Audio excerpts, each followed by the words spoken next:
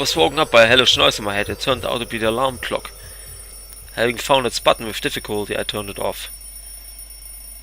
Oh, it's 7 o'clock in the morning, why so early? I said in the direction of the other bed, opening my eyes. But there was no one there. The candidate must have gone somewhere already. I rose with difficulty and looked at myself over the mirror. A common pioneer, nothing more. If someone showed me photos of the local residents with me among them, I would never recognize myself. The sun shined brightly outside. Nature seemed to laugh at me. I slowly walked to the washstands. I met only a few pioneers on my way who were obviously in a hurry. Strange, where are they going at such an early hour? The cold water refreshed me a bit, and all the memories of the last 2 days poured into my head.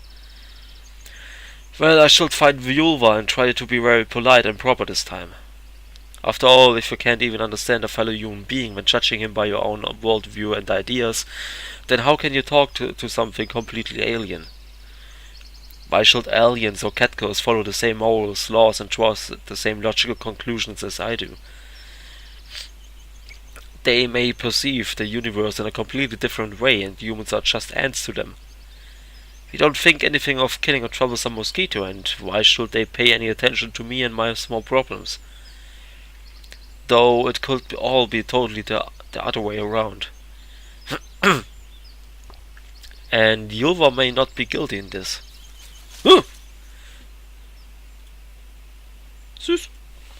There was a rustle in the nearby bushes and I saw a familiar pair of ears. I see you. Yulva reluctantly left her hiding place. Come on, she snorted, pouting. Are you watching me? Yes, is that not allowed? Well, it's probably allowed. I want to talk to you anyway. Really? Me too. What about? I wondered. Something strange is happening here. Strange? What? I don't know. It's just everyone's behaving differently than usual. Something has happened. First you, then all the others. What are you talking about? I don't understand. I don't know, I just feel it, and when I feel something, it always happens. Yulva looked downcast and even a little afraid. At this time, she totally doesn't look like any kind of higher being. Okay, let's investigate it together. No one should see me. Come here in an hour. Until then... The sound of heavy steps sounded from the road. Someone's running. I turned around and saw Slavia approaching. Yulva disappeared in the forest as expected.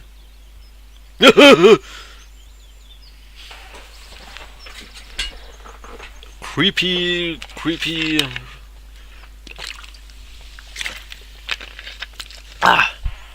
Creepy Slavia.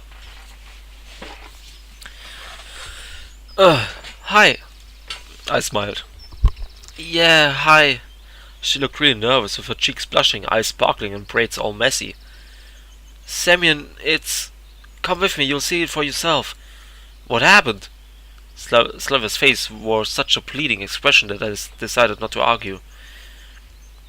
She grasped my hand and dragged me to the square, and the entire camp was probably there.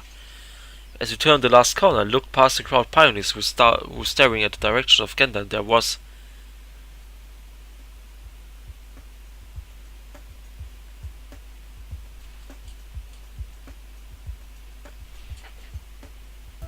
Mein Gott!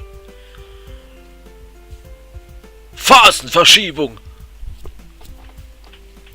In the distance, where before there were fields and forests, a city slowly started to appear.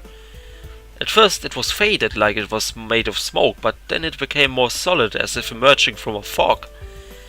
Sky City, I thought at once. But strange or not, there was nothing special about it, just a normal city, plenty of houses, plenty of those in the territory of our vast country. You could call it too normal, almost boring. A city you would never pay attention to when passing by it in a car or flying over it in a plane. But to see such thing here now in the camp, lost in the vast fields and forests of another dimension, where the only life consists of the local pioneers, squirrels and mosquitoes, even a catgirl is not that strange compared to this.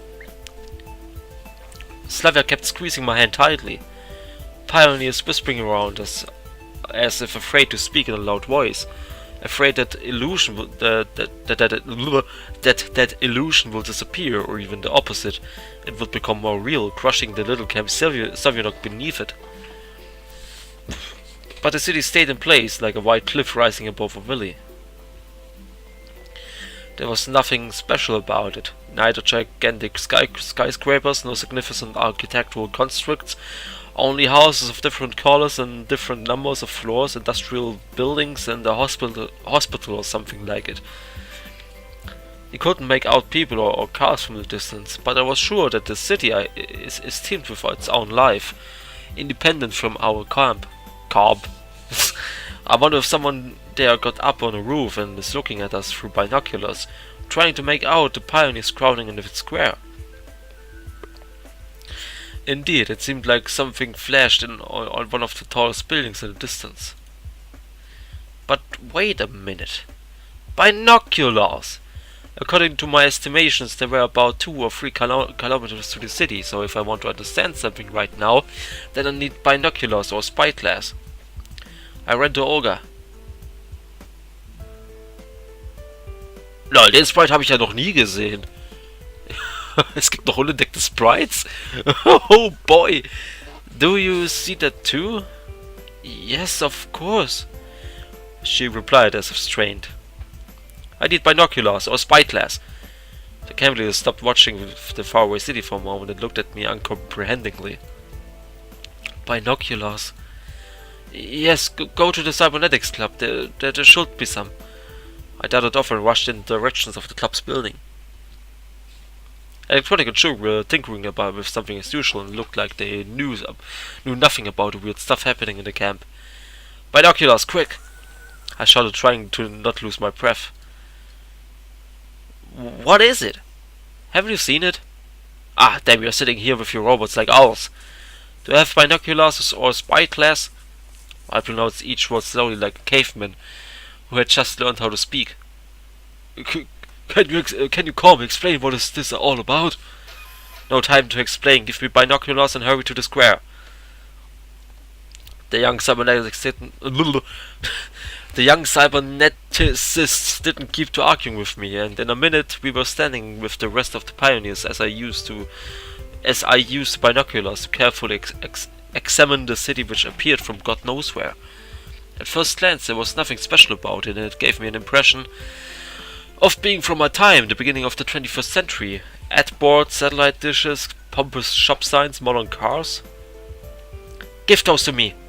The camp leader snatched the binoculars from my hands.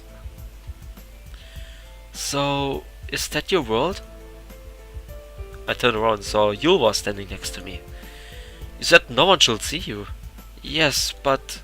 She was lost in thought. No one sees me right now? The pioneers didn't pay any attention to the strange girl with cat ears, too occupied by watching the far-off city.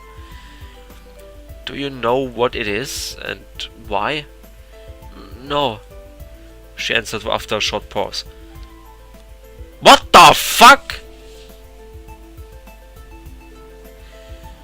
Dieser Blick ist so, oh shit, dein Schwanz ist so riesig, ah, ich hab noch nie...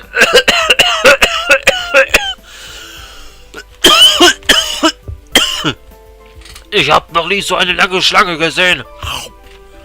There was nothing like this before, nothing at all. And what was there? Well, you came, then left, then came again. And what did you do all the time? I told you before, I was preparing some place for the winter. I don't go understand. Das will ja really not consider the situation, you know.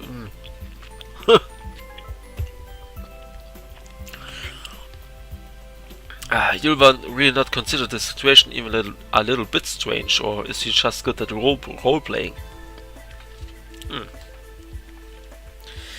However, who would need to put on such a show for benefit alone?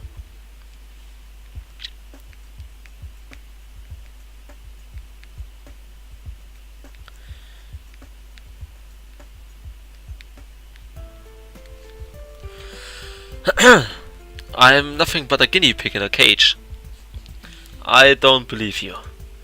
You should know something. Semyon. I turned to the camp leader. I have no idea what all that is about, but it looks very strange. We should call the police.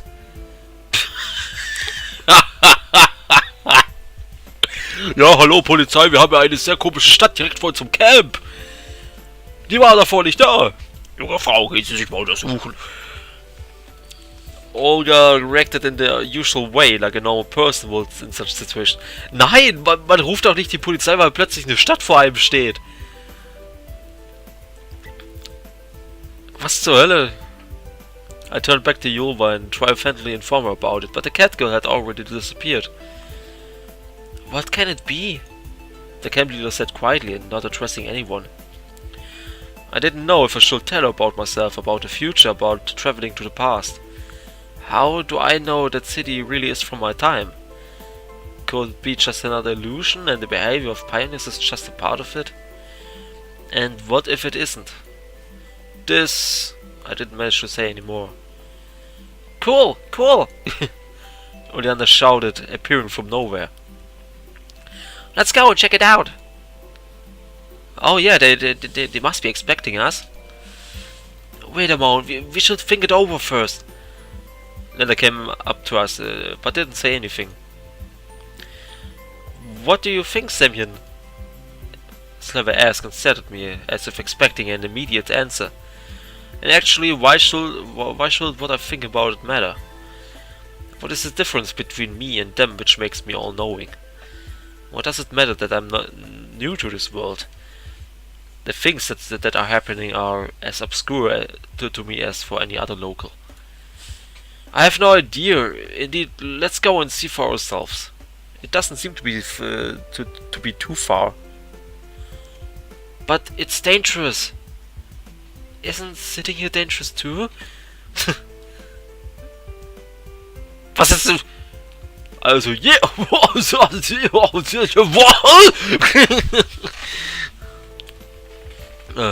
Lenas and Charlie, all the pioneers and the camera looked at her uncomprehendingly. Well, I mean, if that city has appeared so suddenly, then something else could happen too, and we... She seemed to be getting completely confused, and so she stopped talking. Well, she's right, Alice said in a lazy voice. I certainly don't understand what this all is about, but I'm not going to just sit and wait till something else happens. So if no one else is going to... And me! Oljana interrupted her. Well, what then?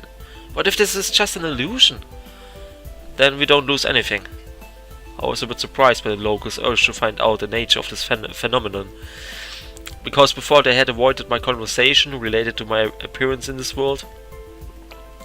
Maybe it's a riddle inside a riddly-diddly? Like two enclosed spheres, we are within the shell of the outer one, where everything is clear for them but alien to me, and the city is just the intersection of two spheres. However, if it is true, then I should be located on the boundary, not knowing anything about one or the other. Olga was doubtful. Everyone else waited for the approval of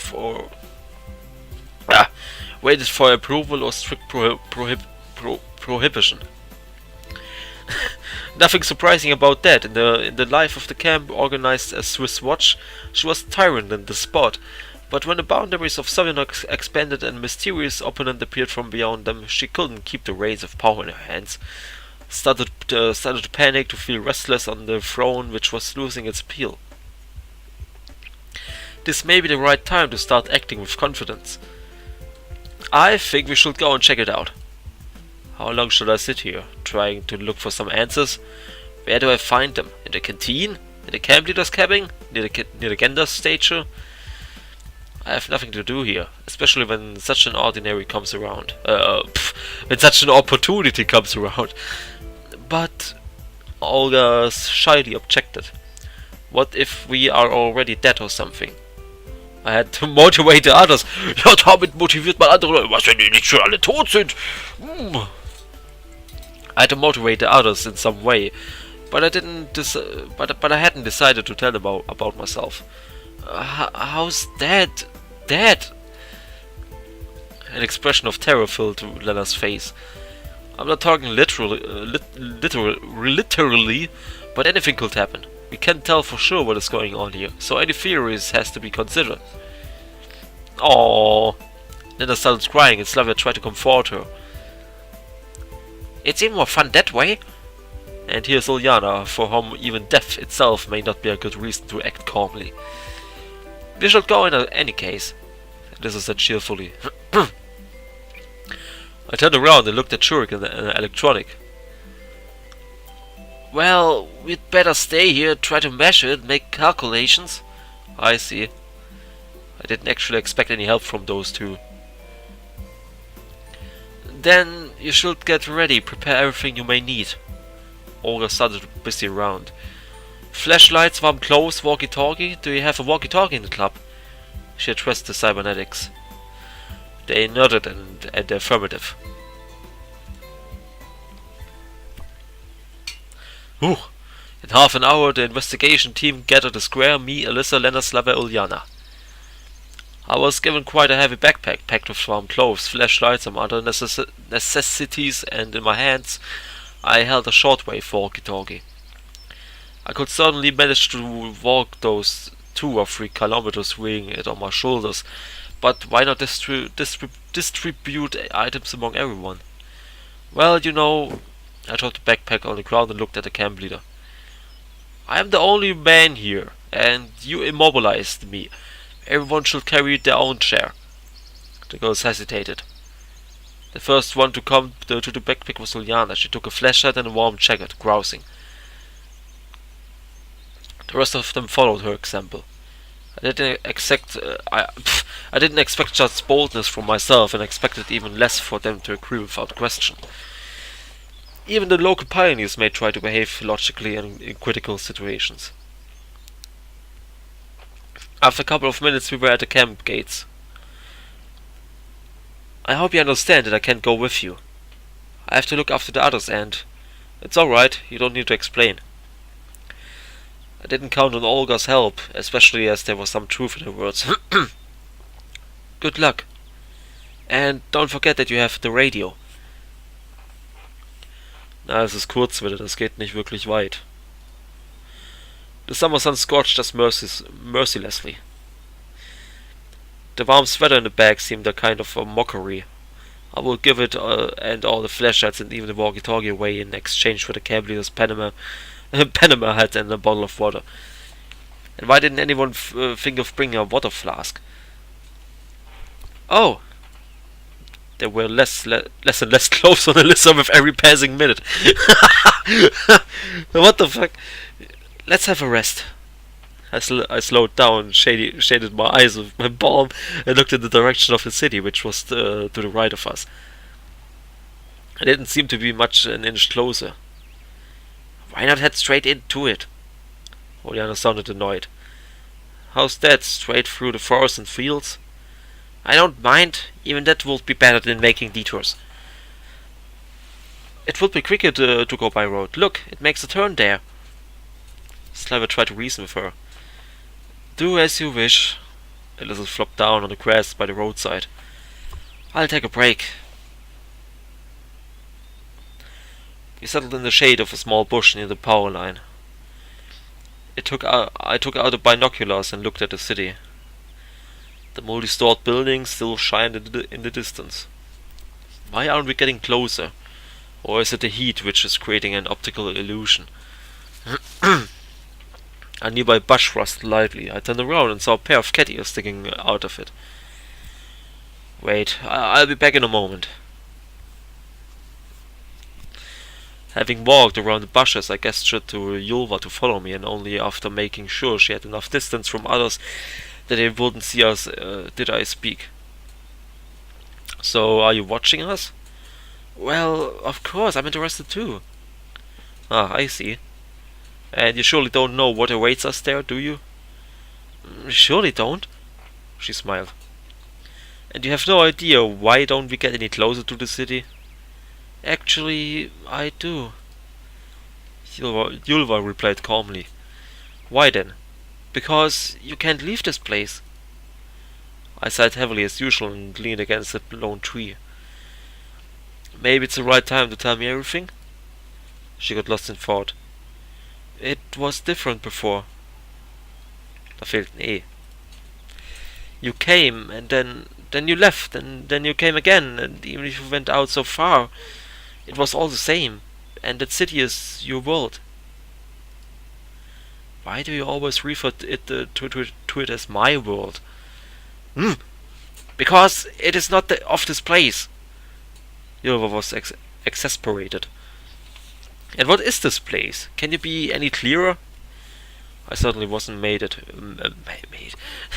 I certainly wasn't mad at her. It seemed to me that the cat girl wasn't hiding anything important, but she just did not understand the questions or did not know the answers. I don't know. Alright, let's do it step by step. How long have you been here? Always? Always is too complex a definition for a human. Though you're probably not human. I was lost in thought. And what am I doing here? You were always here too. How is that possible? Did I duplicate myself? Because I don't remember anything like that. Well, it is you, and it's like it's not you. There are many of you. And are you the only one? I am the only one. Yulva smiled amiably and waved her tail. One for my parallel selves? Something like that. So, are you like omnipotent? I didn't manage to find a better word for it. I don't know. Was heißt denn omnipotent? Do you have any supernatural abilities? Can you fly, throw fireballs, or teleport? I can make supplies for the winter. She answered in a serious tone. Let's consider that a no. And what is the purpose of all this? I don't know. My name's Jeff. Very calm at first. And after all these I don't know is I started to lose my temper. You know... Semyon! I heard Slavia shouting. I turned around and when I looked back at the place where Yulva was standing, she had already disappeared. There you go again. I clashed my teeth and went back to the girls. We had been walking for several hours, but the city was still in the same place. I wasn't getting even a meter closer to or further away from us. I told you we should get straight to it. Shut up. I don't understand. Could it really be an illusion? Lena, who hadn't uttered a word before, said, No, even an illusion is in a desert disappears if you get close enough to it. Probably. So what now? Alyssa said, outraged. I'm sick and tired of this. Let's go back. Go if you want. Nobody's stopping you. Slavia snarled at her. Ooh, bitch fight! Everyone looked at her in surprise. It was really strange to hear such things from the role model pioneer. Why are you always so unsatisfied with everything? You don't like it? Get your ass back. Like I ask you. Sobald Alyssa mal. Das ist so witzig. Die trumpft immer auf, aber sobald jemand mal zurückbellt, ist sie wieder leise. Das ist so witzig. Alyssa said uncertainly. Wow! Jetzt flippen alle aus. Dude. Die zückt doch gleich ihr Messer. Well, she's right. Lena cut into the conversation. I'm fed up with you whining. Oh, Jana got scared and hid behind me. Oh, you're just here to look bad at someone else's expense. Sure, it's easier to stand out with me in the background. Was ist denn nun los? Ach, das ist das, wenn man mit Mädchen unterwegs ist. Mit Jungs passiert das nie. Oh, trust me, you won't be able to stand after what I'll do to you now. Oh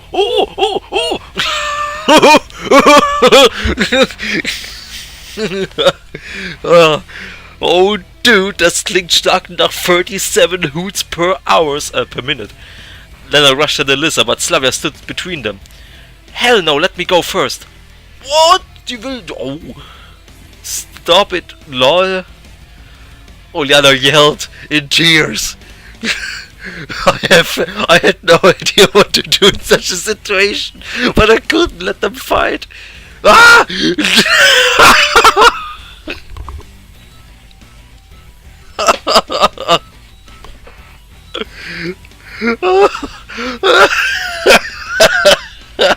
Was ist hier los?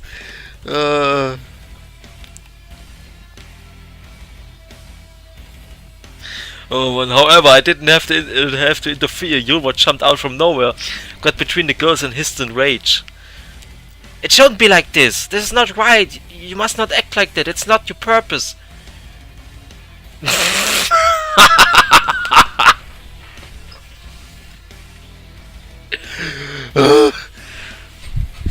Jetzt muss ich erstmal hier.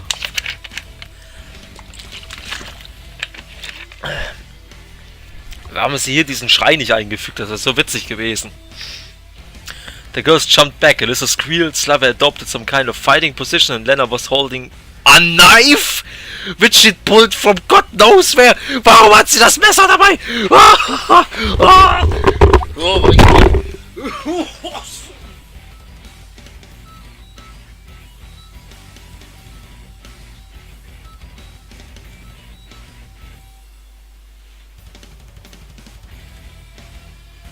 Warum? Warum hat sie ein scheiß Messer dabei, Dude? Alter, Lena. Lena bekommt die Auszeichnung Yandere des Jahres. Oh Gott. Oh. Who are you? Who is it? What is it? I couldn't tell if she was addressing Yulva or me. Wait. I stood between them and the cat girl. I can explain everything. It's my girlfriend. It's like I'm making excuses. To who and for what? She should explain everything. Warte mal, ich glaube, ich mache davon einen Thumbnail. Vielleicht, ich weiß es noch nicht. Everlasting bitch fight, bro. The girls relaxed a bit. Well, have you all heard the legend of the cat girl? So this is... Yulva kept on hissing, but more quietly. She knows, Slava said coldly. She knows what the city is. She knows everything. She knows nothing. I know nothing. Yulva confirmed. Did you ask her? Probably. Alice stood up and cracked her knuckle. What the hell are you doing? Stop at once. First the bus, the camp, then you, then her, now the damn city.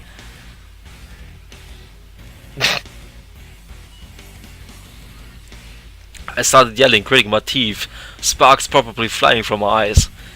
Enough is enough, I had it with the damned uncertainty.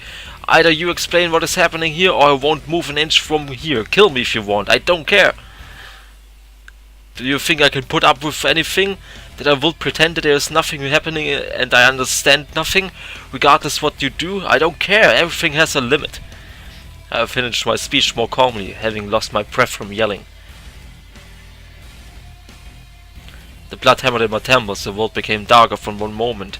Then the next painted itself with unimaginable colors. Das hatte ich auch mal, das ist ziemlich scheiße.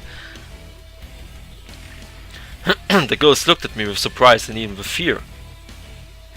Yulva stopped hissing and again looked indifferent to everything around her. Alright. I declared and started to walk along the road in the direction of the city, which moved a step further away for every step I took. No one followed me.